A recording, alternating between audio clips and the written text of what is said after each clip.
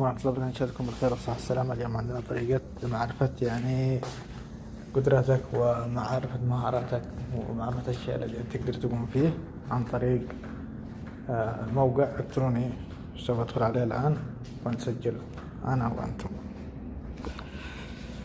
طبعا دخلت على الموقع فأعطيتها السن والاسم مع بريد إلكتروني مع الرقم، وأعطيتها السن، وأعطيته الآن بيقول لي شهادة دراسية.